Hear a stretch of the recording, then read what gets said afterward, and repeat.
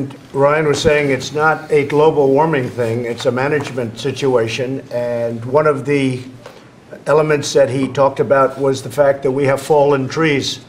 And instead of removing those fallen trees, which get to be extremely combustible, instead of removing them, gently removing them, beautifully removing them, we leave them to burn and actually, in many cases, catch fire much easier than a healthy tree, a healthy growing tree. Could you just discuss that for a second? Well, Mr. President, we import lumber in this country, and yet there are billions of board feet that are on the forest floor rotting.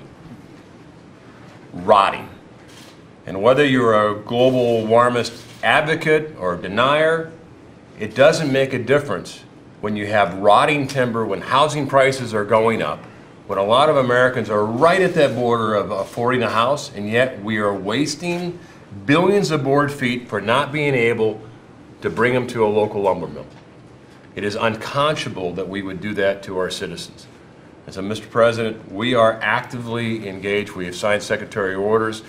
Secretary Perdue and I went out to California. We are joined at the hip to make sure we actively manage our forests, remove the dead and dying timber, replant diversity of species, and on the salvage operations, 5.7 million acres, a lot of that can be salvaged if we get to it in the first year. And we're going to do it, Mr. President.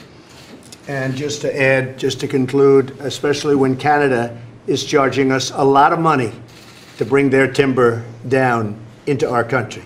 So ridiculous. Here we have it. We're not even talking about cutting down trees, which in certain areas we can do. We're talking about lying on the floor, creating a tremendous hazard and a tremendous fire hazard and death trap